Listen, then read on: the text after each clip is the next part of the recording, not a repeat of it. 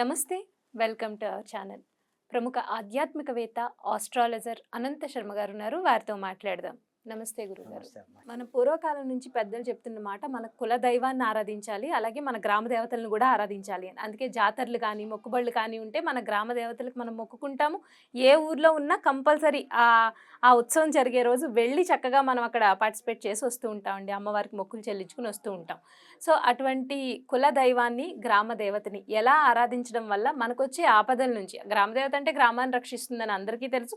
కులదైవం అంటే మన కులాన్ని, మన కుటుంబాన్ని రక్షిస్తుందని తెలుసు.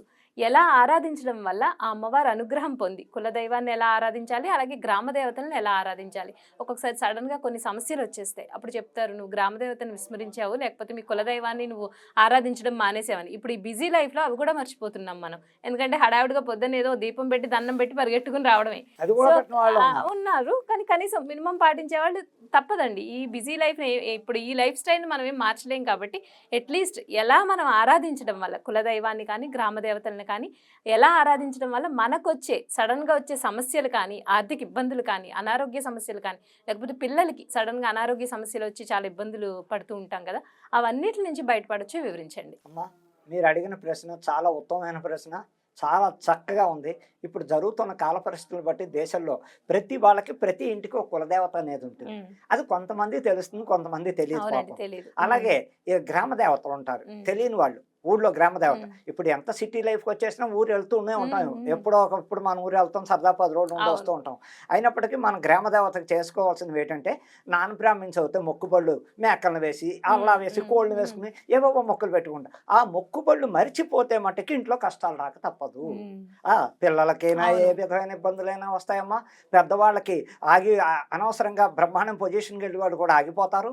ఎప్పుడు కూడా కులదేవత మొక్కెట్టినప్పుడు ఆ మొక్కు నెలకపోతే 2 నెలలకైనా మనం బాగున్నాం, చక్కగా మనం గ్రామం పెడదాం. అమ్మవారు ముత్యాలమ్మ తల్లి అవ్వచ్చు, నేరేడమ్మ తల్లి అవ్వచ్చు, దుర్గాదేవి అవ్వచ్చు, సత్యమ్మ తల్లి అవ్వచ్చు, వనువులమ్మ తల్లి అవ్వచ్చు.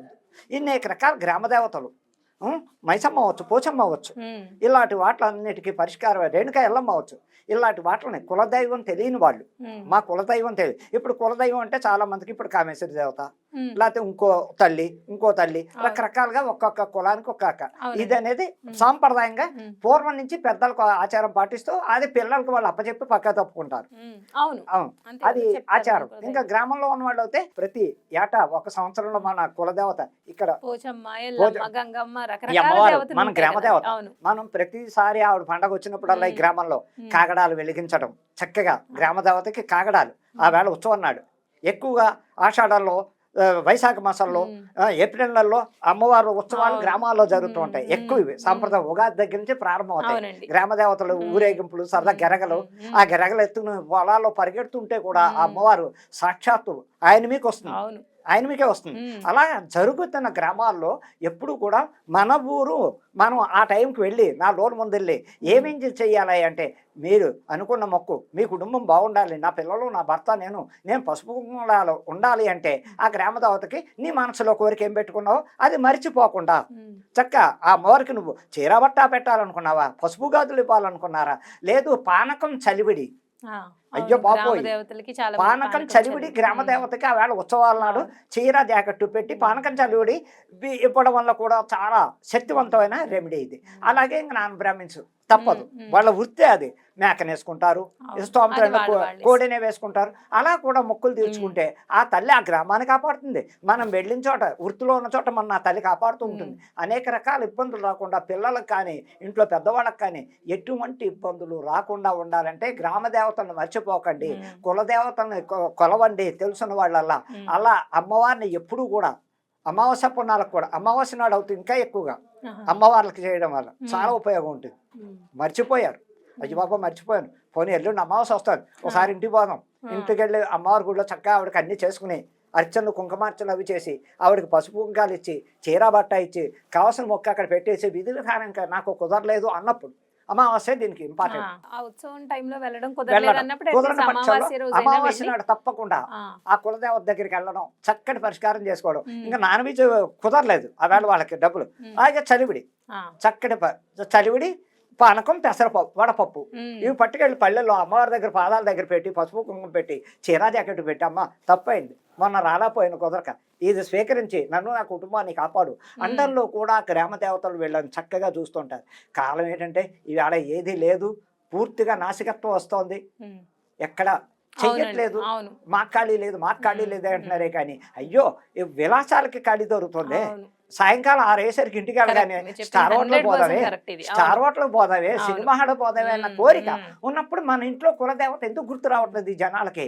అది చూద్దాంలే, ఎప్పుడు వెళ్ళినప్పుడు చూద్దాంలే, అశ్రద్ధ ఎప్పుడైతే వచ్చిందో మన విలాసాల మీద ఉన్న ప్రేమ ఎందుకు దైవం ఈ ప్రేమ కలగట్లేదు? భక్తి ఎందుకు తగ్గిపోతుంది ప్రజల్లో? ఆ భక్తి పెరగాలి. కుటుంబం బాగుండడం కోసమైనా దైవాన్ని నమ్మండి, దేవతలను కొలవండి. గ్రామ దేవతలు తక్కువ కాదు, ఆవిడని ఎంత పట్టుకుంటే అంత ఆ గ్రామానికి ఆపద రాకుండా చేస్తుంది. గ్రామంలో వీళ్ళ అమ్మలు అవ్వచ్చు, నాన్నలు అవ్వచ్చు, పొలాలు చూసుకుంటూ ఉన్నా వాళ్ళకి ఏ ప్రాబ్లమ్స్ రావు. మీకు ఎక్కడ ఏ వృత్తిలో ఉన్నా, సిటీల్లో ఉన్నా, ఎక్కడ ఉన్నా మీకు కూడా ఇబ్బందులు రాకుండా, రోగాలు రాకుండా ఆ అమ్మవారు తప్పకుండా ఆశీర్వాదం ఉంటుంది, కాపాడుతుంది.